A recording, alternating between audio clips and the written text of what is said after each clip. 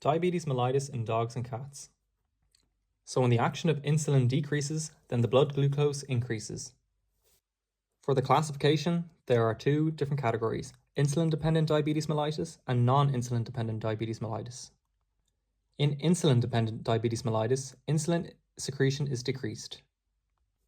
In non-insulin-dependent diabetes mellitus, insulin is less effective. So here there is often a receptor problem. In primary diabetes mellitus, it can often be an autoimmune dysfunction of the isolates, often found in canines, isolate amyloidosis, found in felines, or pancreatitis. Secondary diabetes mellitus is often caused by obesity. There is often a reduced receptor binding, and it can also be caused by hormones. So there's increase of growth hormone or glucocorticoids. Then discuss the consequences of extracellular glucose and the signalement. Uncomplicated diabetes mellitus has an intact female. They're usually 1 month after estrus, and progesterone increases, which makes growth hormone increase. The symptoms are glucoseuria, ketonuria, and hyperglycemia. And the treatment is to give caninsulin and to spay. There's often a good prognosis. In complicated diabetes mellitus, it has the same symptoms, but it can be caused by diabetic ketoacidosis, hyperglycemic hyperosmolar syndrome, pancreatitis, EPI, which is exocrine pancreatic insufficiency, and Cushing's disease. There is often a bad prognosis. In the lab findings, we can see increased white blood cells, increased hematocrit, and increased ALT, and increased fructosamine in the case of permanent diabetes, and increased progesterone and increased growth hormone. For the diet, you need to increase the protein and have no simple sugars and increase fiber. Problems that result from the therapy of diabetes are hypoglycemia and the Swarmagomi effect. And discuss the treatment of ketoacidosis. In diabetes in cats, it's more common in obese male cats. They're often found walking on their hocks, and the treatment is glipizide. So when the action of insulin decreases, blood glucose increase. Without sufficient insulin, glucose cannot enter the cells and it ends up in the bloodstream. This results in hyperglycemia. The consequences of extracellular glucose are glycoseuria, which leads to hypokalemia, hyponatremia, and hypophosphatemia. There can also be glycation of proteins, which causes lens cataract. And increased lipolysis leads to weight loss, and increased lipolysis can also cause hyperlipemia, and the fats are mobilized, which can cause hepatic lipidosis, so a fatty liver. So for diabetes of dogs, for the signalement, it's a common disease. It's found in middle-age or older-age dogs. It's common in intact females due to the progesterone, and the common breeds it's found are poodles, dachshunds, terriers, and labradors. In uncomplicated diabetes mellitus, it's found in intact females. Signs may appear 1 to 2 months after estrus. Excess progesterone stimulates growth hormone production. Growth hormone is a counter hormone of insulin, so it's an insulin antagonist. The symptoms are polyuria and polydipsia due to diuresis, weight loss due to protein synthesis decreasing, and dehydration due to the increasing of urination.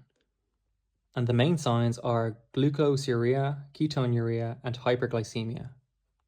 In chronic cases, we can see cataracts and retinopathy. Complicated diabetes mellitus can be caused by diabetic ketoacidosis, hyperglycemia, hyperosmolar syndrome, pancreatitis, exocrine pancreatic insufficiency, EPI, or signs of Cushing's. In the lab findings, we can see increased white blood cells, hematocrit, and ALT and ALKP, and increased progesterone, cortisol, and growth hormone. And in the case of permanent hyperglycemia, we can see increased fructosamine. For the treatment of uncomplicated diabetes mellitus, you can give caninsulin AUV and crystalline zinc insulin in suspension subcutaneously. The main solution is to spay the intact bitch. Do a timely ovarectomy and it might reverse the diabetes mellitus and it might save the isolates. For the diet, the amount and the composition should be very consistent so it's easy to regulate the glucose peaks. The diet should be rich in protein, have no simple sugars, and be high in fiber. This is very important. After administering insulin, the animal could get hypoglycemia. The signs are excitement, tremors, weakness, falling, convulsions, and coma.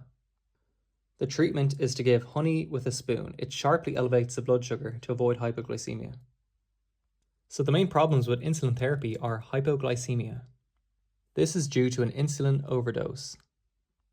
There can also be the Somogyi effect, which is a post-hypoglycemic hyperglycemia. This is a result of a reduction of the insulin dose. There can also be stress-induced hyperglycemia in clinics. And to treat the ketoacidosis, which is a result of the increased lipolysis, give Ringer solution as fluid therapy, give regular insulin, and have a potassium replacement and bicarbonate therapy if the pH is less than 7.1.